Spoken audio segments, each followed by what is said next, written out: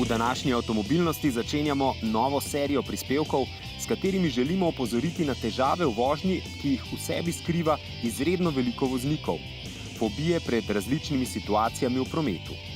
V idiličnem Volčjem potoku smo poklepetali z ljubitelji šraufanja oziroma vožnje starodobnikov. Ocenili pa smo prenovljenega golfa in nesmiselno dobrega terenskega kupeja.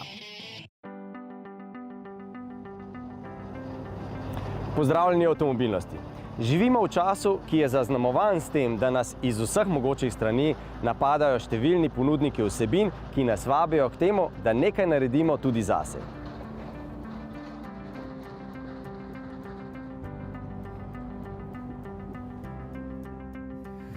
Privoščite si dopust, odpotujte na kakšno eksotično destinacijo. Privoščite si masažo, pedikuro, manikuro, razstrupite se. Nekatere raziskave celo pravijo, da bi moral človek, zato da bi bil srečen, na 5 let menjati tako službo kot tudi partnerja.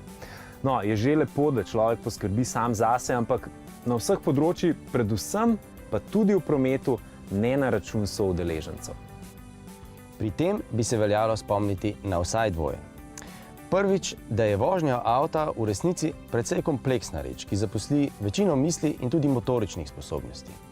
In drugič, da smo si ljudje precej različni, kar se pozna tudi v vožnji. In za tematiko, ki jo v avtomobilnosti odpiramo in je zelo pomembna in občutljiva, sta pomembni obe. Tokrat se posvečamo tematiki fobij v prometu.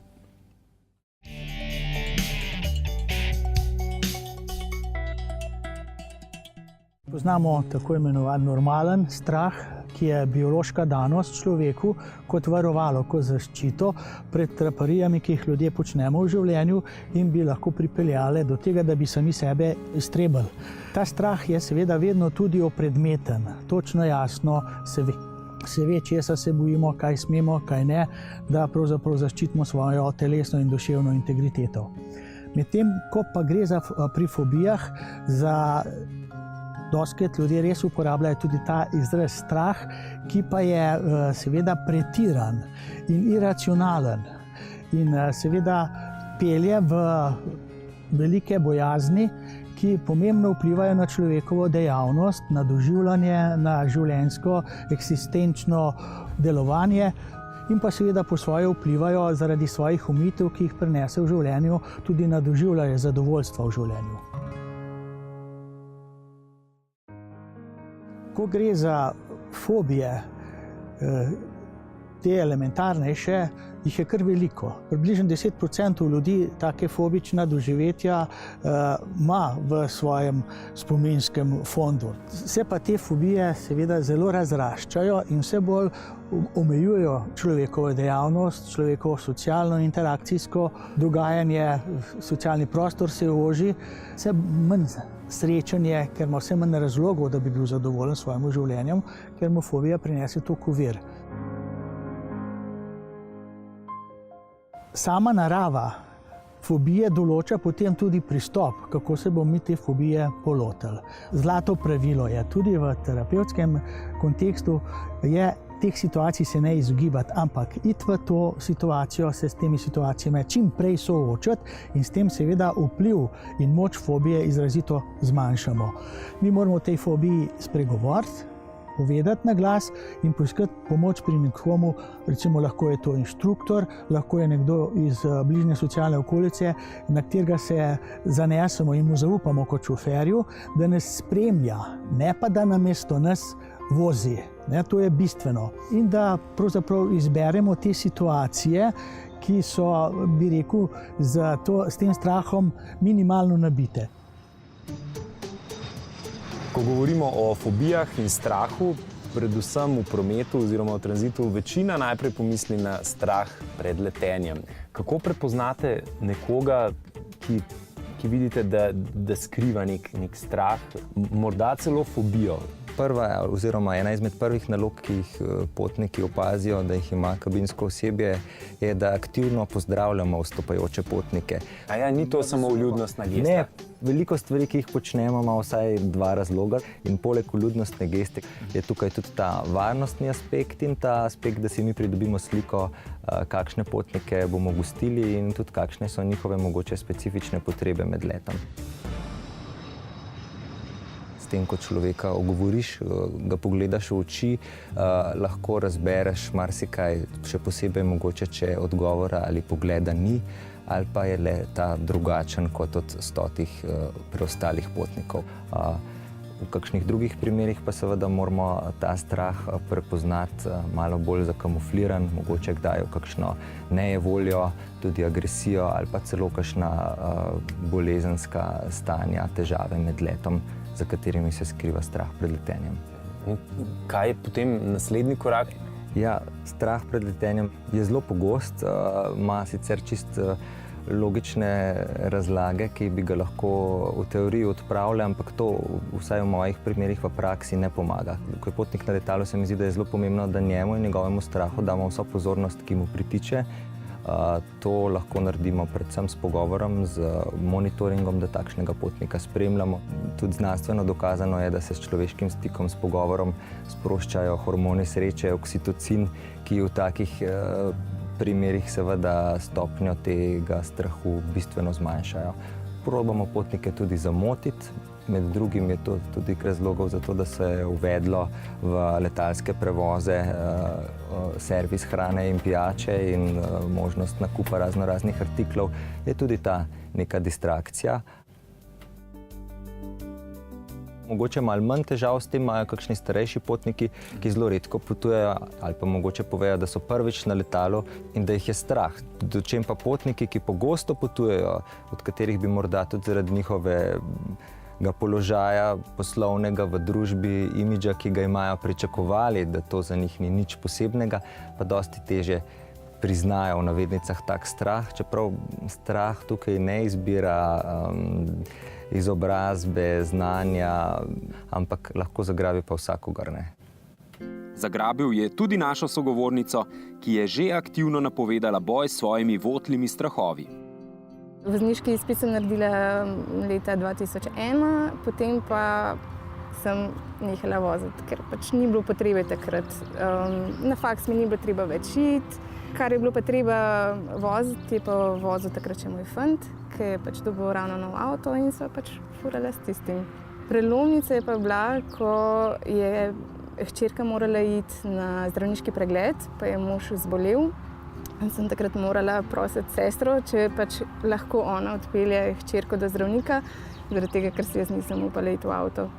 Tako da takrat je bila pa tista prelomnica, ko sem rekla, ok, zdaj pa dosti. Potem sem dobila nekoga, ki je bil pripravljen me spet počasi peljati v avto in zaradi tega se zdaj upam po poznanih poteh voziti. Torej, da vnaprej vem, ki moram biti pozorna, da vnaprej vem, ki moram zaviti, da vnaprej, da pač se te stvari v glavi pač poštimam, pol je ok. Neznanih poteh me je pa še vedno strah. Če je cesta ozka, pa je visoka omejitev hitrosti in je kolona nasproti mene pač strnjena, me je vedno strah, da se bomo zapeli špegli, da bo karkoli tako. Skozi imam feeling, da me bo odpeljal tisti avto na sosednjem pasu s sabo. Mi je groza teh avtomobilov, ki mi prihajajo nasproti in jaz bi takrat najraje zamižala. Pa ne smem. Ne, ne, res ne zamišljati. Ja. Ampak tudi ta srečanja, kaj potem pač paziš, zmanjšaš hitrost? Ja, zmanjšam hitrost, kar pa seveda tudi ni v redu, ker nastaja kolona od zadaj za mano, ker so živčni in pač nimajo potrpljenja. Ne? Prehitevajo? Tudi. A pol čutiš, da si, ne vem, mogoče bolj, da si živčna, da si mogoče malo bolj členke, ugrabiš volan, dihaš drugače? Ja. V bistvu takrat precej bolj trdno držim volan in pol cuknem volan in... Ampak v resnici pa, kadar si vozila z avtom, nisi imela nobene slabe izkušnje. Potem je čas, da greva kam se voziti. Na ceste, ki jih še ne poznaš. Ja. Nobene slabe izkušnje nisi imela, zato zakaj bi kakšno sploh imela, ne? Ja. Pa toliko cesti, ki jih je vreden So videti, lepe, a pa ne? jih je, ja, ampak zame so lepše z sovoznikovega sedeža. Ne, lahko jih greš odkrivati sama ali pa koga povabiš s sabo. Tudi ne? to je res, ja. Tega si želim. Greva se voziti. Peva.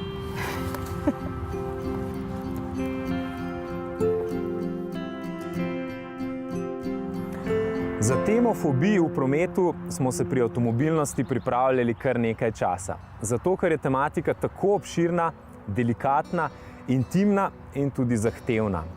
Fobije, strahovi nas vendarle spremljajo na vsakem koraku, v prometu pa še bolj pridejo do izraza. Andrej Brglez se je kot inštruktor varne vožnje s fobijami velikokrat srečeval tudi v svoji karieri.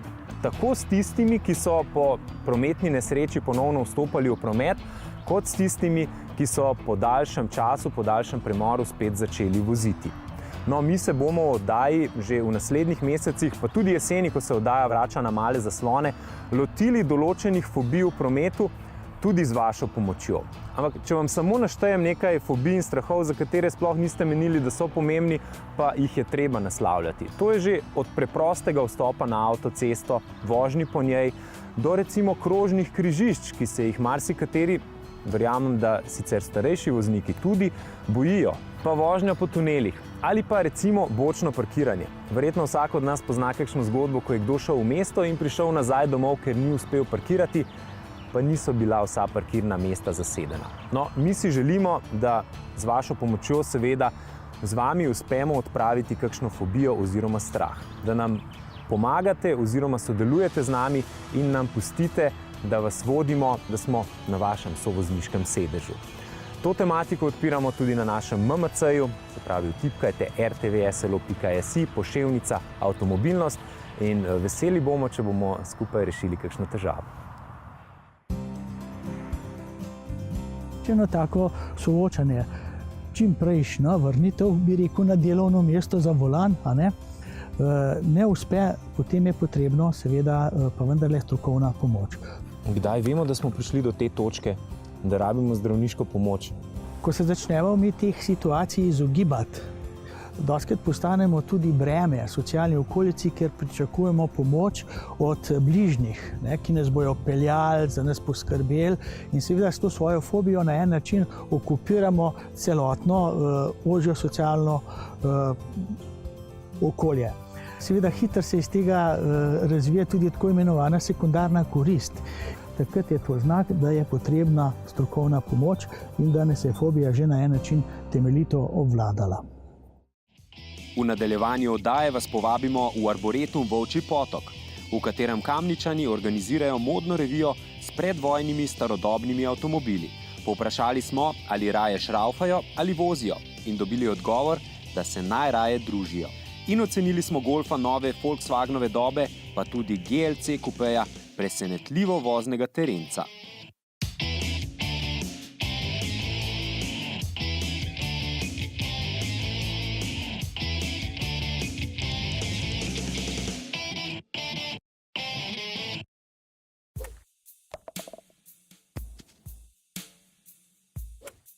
Razmere v koncernu Volkswagen so vse bolj premešane.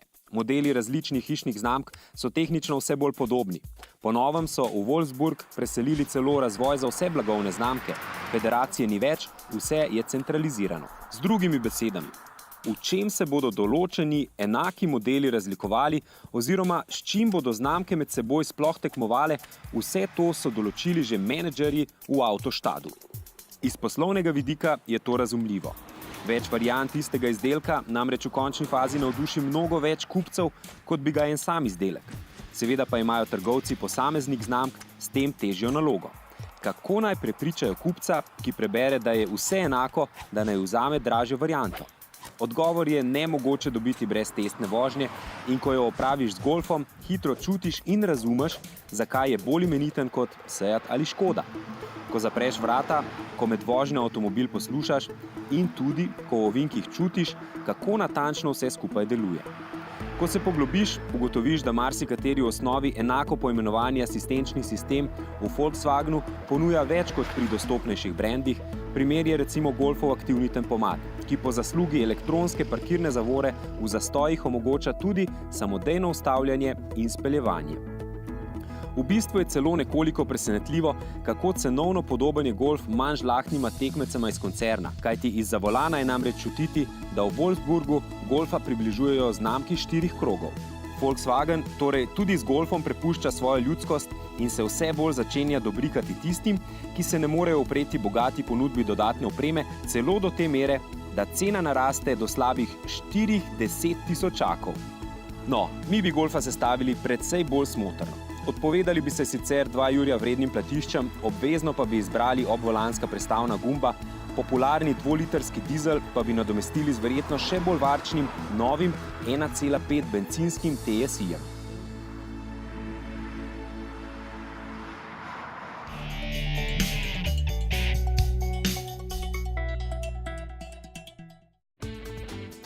Med članki na našem zavihku na MMC-ju tokrat izpostavljamo vest, da je k nam zapeljal Stelvio, Alfin SUV, Julijin brat, ki ima enako rad ovinke kot tudi izletniške makadame.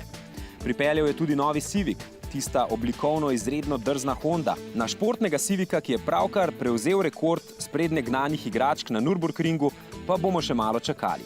In pripeljali sta tudi 2 novi Toyoti, Yaris, ki odpravlja motorni downsizing, in Prius, katerega baterijo lahko napolnimo na domači vtičnici, da se potem vozimo izključno na elektriko dobrih 50 km in tudi po podeželju, celo po avtocesti.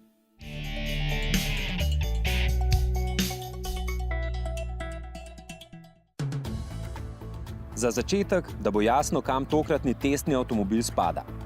GLC je SUV C-jeve velikosti. GLC Coupé pa je kupejevska izvedba tega SUV-ja razreda C. Velikostno gledano torej ni presenečen, tako velikih SUV-jev na trgu mrgoli, a kupejevskih terencev, no, teh je pa res malo. In sploh jih ne bi bilo, če ne bi Bavarcem iz nam najbližjega nemškega velemesta pred leti uspel drzen poskus z modelom X6. Ta nesmiselni avto namreč ni navdušil le bogatih Arabcev, ampak je podobno razvajene, ki jim je vseeno za racionalnost, našel vse povsod po svetu. Mercedes-Benz je seveda reagiral z 2 SUV-ovskima kupejema, tokrat smo preizkusili manjšega od njih. Ta seveda ostaja na nek način nesmiseln. Glomazen, a hkrati športen. Velik in hkrati neprostoren. In tak je, ker je nišen, išče manjšinsko skupino kupcev. Če nanj pogledate, tako kot nas večina gleda, z racionalnimi očmi, boste zaznali, da odrasli na zadnji klopi hitro dosežejo strop in da je prtljažnik nerazumno plitek oziroma nasploh majhen. Toda, če tudi vi nanj gledate s takšnimi očmi, potem je za vas tako ali tako primeren kvečemu klasični GLC. Kupejevski GLC je pač za par brez otrok. In če se zdi združevanje terenske oblike in športnega karakterja nerazumno početje, je v primeru GLC Coupeja to v praksi presenetljivo dobro uspelo. Presenetljivo zato, ker je bolje kot pri bavarski in britanski konkurenci. GLC Coupe je namreč izredno vodljiv, brez obotavljanja in upiranja zavije tja, kamor mu voznik ukaže. In tokrat lahko klasičen mercedovski mali dizel pohvalimo. Za razliko od že preizkušenih 220D-jev, ta še zdaleč ni glasen in celo pohvalno odzivanje. Pika na i v vožnji pa je sploh menjalnik z ročicama ob volanu, s katerim lahko po želji, ne pa po potrebi, izbiramo eno od kar 9 prestav. Če nas boste na koncu vprašali po oceni vrednosti glede na ceno, vas bomo spomnili, da raje pozabite nanj. GLC Coupe je za malo manj racionalen.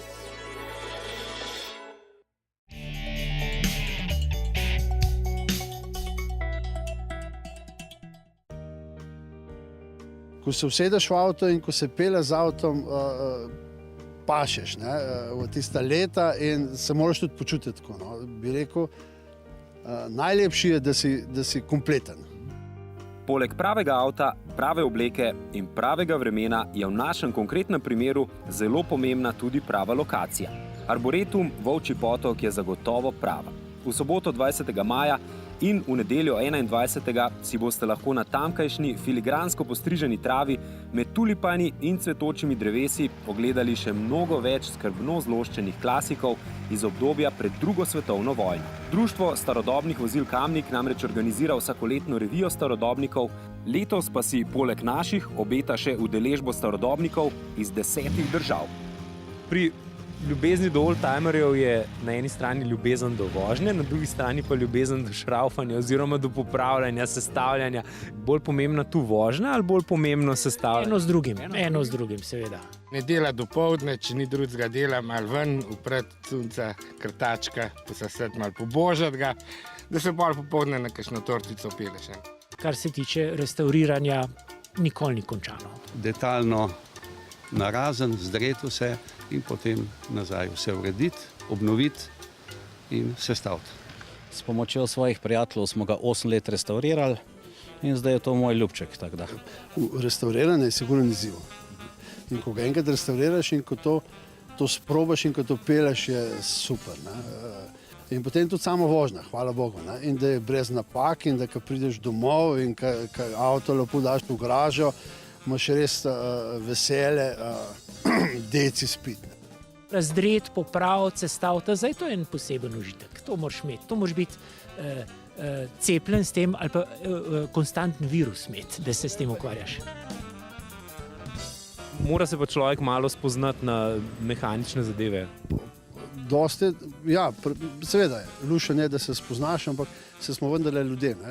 Povprašaš enega, povprašaš drugega, tako da tukaj se da, tukaj ljudje pomagajo. Če je avto dobro urejen, da je pravilno restauriran, dobro restauriran, potem ne redno vzdrževanje, vsak servis, kot pri vsakem drugem avtu.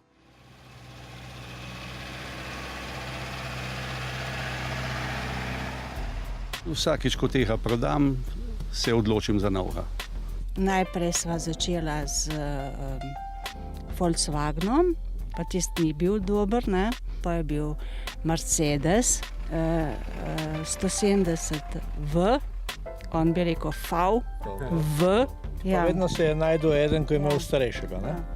Pa so rekla, zdaj kupa pa nekaj, da bo res staro in da se bova lahko še pelala. Ko ga zrihtaš, mogoče ni več zanimiv in kupiš drugega in ga spet rihtaš in tako dalje in naprej. Kaj je vaš najljubši detajl ali pa delček tega avtomobila? Seveda s tistim, ki se največ matraš in delaš z njim in ga urejaš dolgo časa in seveda na tisti najbolj ponosen. Radio, Blaupunkt, 6 voltov, še original, me najbolj, mi je všeč. Originalno barvo. Verjetno so najbolj zanimiva kolesa, ker so zelo velika, športna. Hitrost doseže 100 km/h, s tem, da ga je problem zaustaviti. Zavore ima samo na zadnjih kolesah in ker je precej težki, se vstavi šele na enih, na grozno dolgi razdalji. Moj najljubši detajl, zato sem vprašal, pa je, lahko kar pokažem gledalci in gledalke, je tale brisalec, ki je še ročen. Tako da boste videli, koliko smo se polenili z leti in z asistenčnimi sistemi. Hvala. A veš, da šipa je pa tako, da ga ne rabiš veliko. Ne rabiš, veš? Ne. Ima števc, kilometer števc, potem ima skupne kilometre in dnevni števc prevoženih kilometrov. Jasno, vse mehansko. Koliko kilometrov ima zdaj na števcu?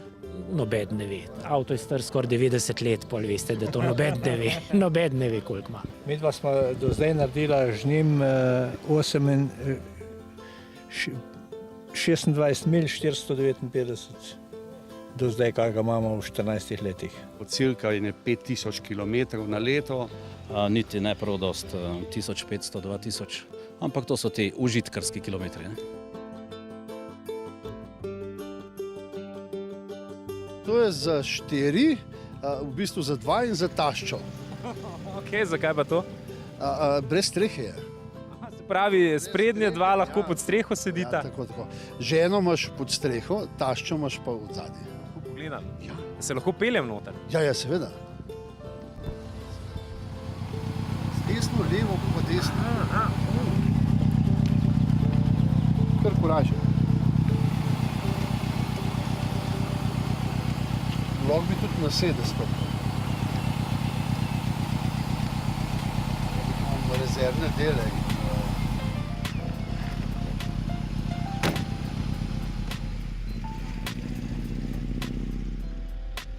Kaj je tisto, kar vas je prepričalo, da ste lahko rečem, tej družini oldtimerjev?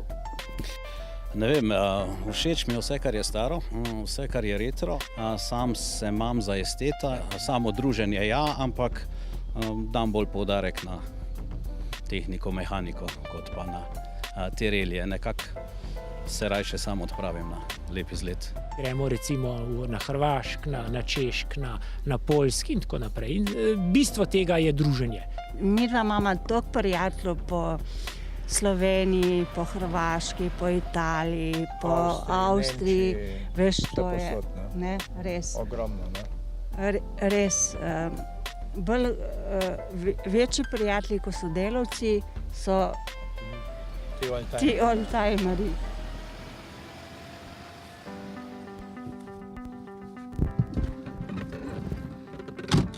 Če se spomnite prejšnje oddaje, smo govorili o tem, kako avtomobili večino življenjske dobe samo izgubljajo.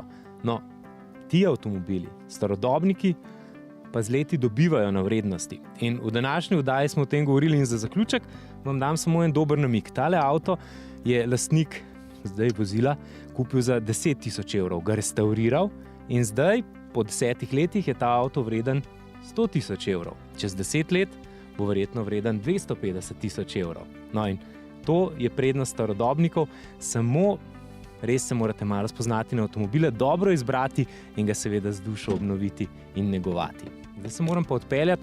Se vidimo naslednjo oddajo, če se vam najavim z kakšnega bolj mondenega prizorišča.